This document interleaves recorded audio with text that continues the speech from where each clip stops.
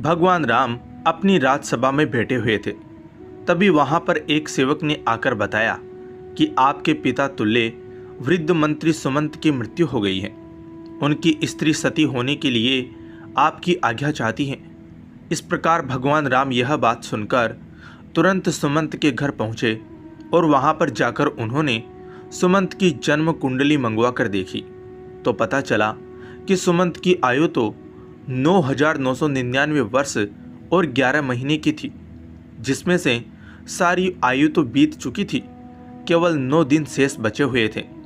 यह देखकर प्रभु श्री राम ने गुरु वशिष्ठ को बुलवाया और उनसे कहा कि हे गुरुदेव, सतयुग में मनुष्य की आयु 1,00,000 वर्ष की निश्चित की गई है, त्रेता युग में 10,000 वर्ष की निश्चित की गई है, द्वापर युग में 1,000 वर्ष की निश्चित की गई है और कलयुग में 100 वर्ष रखी गई है। फिर भी यमराज ने मेरे राज्य में मेरा अपमान करके इस नियम का उल्लंघन किया है। मेरे मंत्री की आयु अभी पूरी नहीं हुई है, पूरी होने में अभी 9 दिन बाकी हैं, तो उन्हें यमराज यहाँ से क्यों ले गए हैं? मैं भी यमराज को बांध कर ले आऊँगा और सुमंत को जीवित करवाऊँगा। इतना कहकर भगवान राम गरुड़ पर बैठकर यमराज की नगरी चल दिए। तब रास्ते में उन्होंने पासों में बंधे हुए सुमंत को देखा, जिन्हें यमदूत ले जा रहे थे। देखते ही प्रभु श्री राम ने यमदूतों को मारकर सुमंत को यमदूतों के हाथों से छुड़ा लिया। यह देखकर यमदूतों ने विनयपूर्वक कहा कि हे राजा राम, हमने आपका क्या बिगाड़ा है जिसके लिए आपने हमें ऐसा दंड दिया? प्रभु श्री राम कहने लगे कि यमदूतों, अभी इसके जीवन के 9 दिन बाकी हैं, तो तुम उन्हें पहले ही क्यों ले जा रहे हो?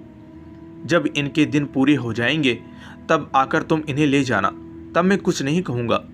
इस प्रकार प्रभु श्री राम की बात सुनकर यमदूत कहने लगे कि हे राजा राम, इनका जन्म एक अजीब तरह से हुआ था। पहले दिन इनकी माँ की खोख से दोनों हाथ और मुख बाहर आए थे और धीरे धीरे उनके पूरे शरीर को बाहर आने में पूरे 9 दिन लग गए थे। शुभ मंत्रों से पंडित ने इनकी रक्षा की थी, इसलिए इनका नाम सुमंत पड़ा।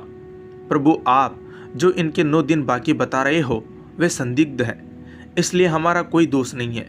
आप इन्हें व्यर्थ ही हमसे छीन रहे हो और हमको व्यर्थ में मारा है। इस तरह यमदूतों की बात सुनकर भगवान राम ने कहा कि हे यमदूतों, जिस दिन माता के गर्भ से इनका अच्छी तरह जन्म हुआ है वही जन्म का दिन माना जाएगा। जिस दिन इनका जन्म का उत्सव मनाया गया है वास्तव में वही जन्मदिन होता है। अभी इसके 9 दिन बाकी हैं, तुम लोग जाओ और 10वें दिन आकर इन्हें ले जाना, तब मैं तुम लोगों को नहीं रोकूंगा। इस तरह यमदूतों को फटकार कर प्रभु श्री राम ने भगा दिया।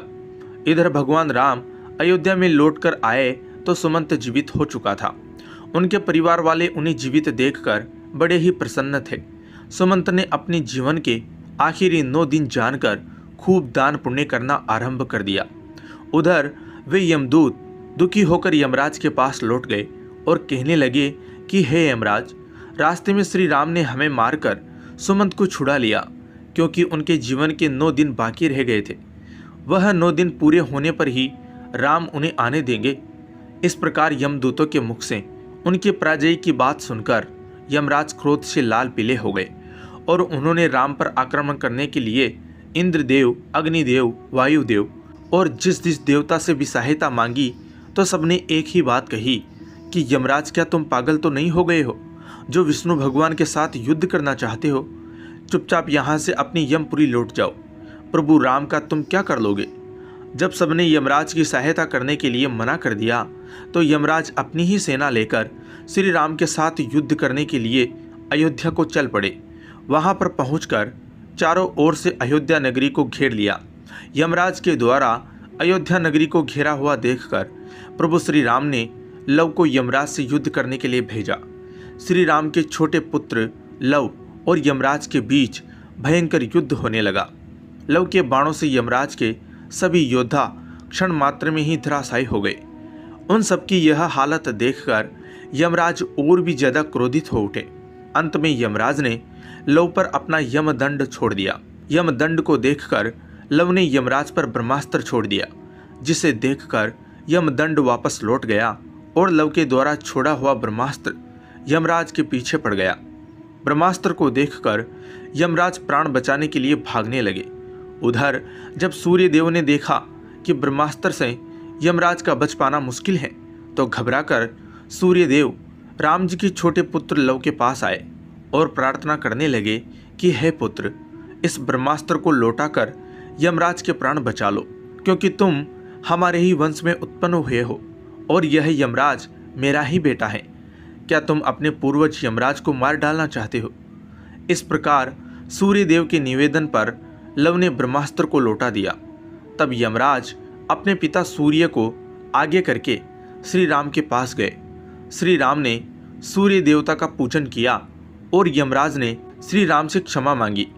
युद्ध भूमि में जितने भी आदमी मर गए थे उन पर इंद्रदेव ने अमृत वर्षा करके सबको जीवन दान दिया। उसके बाद श्री राम ने यमराज से कहा कि जब तक मैं अयोध्या नगरी पर शासन कर रहा हूँ तब तक तुम उन्हीं मनुष्यों को अपने लोक में ले जा सकते हो जिनकी आयु पूर्ण हो चुकी है। उसी दिन से प्रभु राम ने पूरी पृथ्वी पर यह घोषणा करवा दी कि आज के बाद कोई मनुष्य अपने नित्य कर्म को ना छोड़े, ब्राह्मणों का कोई अपमान ना करे, किसी के साथ द्वेष भाव ना रखे, कोई किसी के धन को ना चुराए और अगर धन चुराएगा तो उसे दंड मिलेगा। दुराचारियों को कड़ा दंड दिया जाएगा। धर्म कर्म सदा होता रहे। यदि किसी की अकाल मृत्यु हो तो तुरंत हमारे पास लेकर आए, उसे तुरंत जीवित किया जाएगा। यमराज को भगवान श्री राम ने यह सख्त निर्देश दिया था कि हमारे राज्य में कभी भी किसी की अकाल मृत्यु नहीं होनी चाहिए। तब यमराज ने कहा कि हे प्रभु, मैं तो वैसे भी किसी को नहीं मारता हूँ, सब अपने कर्मों से ही जन्म और मृत्यु पाते हैं। मैं तो निमित्त मात्र हूँ। आयु पूर्ण होने पर मिलने वाली मृत्यु और अकाल मृत्यु का प्राणी स्वयं ही कारण होता है, इसमें किसी का कोई दोष नहीं होता है। मुझे तो आपने माध्यम बनाकर जो जिम्मेदारी सौंपी है मैं तो उसी का पालन कर रहा हूँ। जन्म देने वाले और मारने वाले तो आप हो। आपके द्वारा लिखे गए विधान में से मैं तो किसी के जीवन में एक क्षण ना ही घटा सकता हूँ और ना ही बढ़ा सकता हूँ। यह तो आपके हाथ में है भगवान। आप चाहें तो मृत्यु का समय पूरा होने के बाद भी प्राणी को आयु प्रदान कर सकते हैं। आप चाहें तो उसे समय से पहले भी मृत्यु प्रदान कर सकते हैं। आप चाहें तो ब्रह्मा के लिखे हुए लेख को भी बदल सकते हैं और आपने यह किया भी है। आपके राज्य अभिषेक के लिए वशिष्ठ मुनि ने शुभ मुहूर्त निकाला था, फिर भी आपने राजा ना बनकर वनवास धारण किया था। सब कुछ आपकी इच्छा के अनुरूप ही होता है। सुख दुख, जीवन मरण, लाभ हानि मनुष्य के स्वयं के कर्मों की उपज होती हैं। यह 6 अवगुण मनुष्य की आयु को क्षीण करते हैं। अभिमान, व्यर्थ का बोलना, त्यागहीनता, क्रोध, उदरपूर्ति, दोस्त से विद्रोह, ये 6 अवगुण तीखी कटार हैं जो मनुष्य की आयु को घटाती रहती हैं। यही अवगुण मनुष्य का वध करती है। रावण, कंस, हिरण्यकश्यप, इन्हें मृत्यु ने नहीं मारा, इन्हें मारा था उनके अभिमान ने। शिशुपाल, दुर्योधन, शकुनी, कर्ण को मृत्यु ने नहीं मारा, उन्हें मारा था उनके बड़बोलेपन ने। जो दोषों को नहीं त्यागता, उनमें लिप्त बना रहता है, उसे उसके दोष ही मृत्यु के समय पहुंचा देते हैं। क्रोध ऐसा राक्षस है जिसके सर पर बैठ जाए उसकी बुद्धि और विवेक को खा जाता है और क्रोधवश ऐसा कर जाता है जो मृत्यु तक स्वयं ही पहुंच जाता है। मनुष्य खाने के मामले में भी कभी कभी वह इतना गिर जाता है कि अच्छा बुरा कुछ नहीं देखता। खाने योग्य वस्तु है उसे और ना खाने योग्य वस्तु है उसको भी खा जाता है। तरह तरह के जहरीले पदार्थों का सेवन करने से अपनी आयु को क्षीण कर डालता है। इसमें मृत्यु का क्या दोष है? दोस्त के साथ जो बुरा बर्ताव करता है, उसे धोखा देता है, उसे अपमानित करता है, वह भी मौत से नहीं अपने ओछे कर्मों से मरता है। जय सिया राम। धन्यवाद।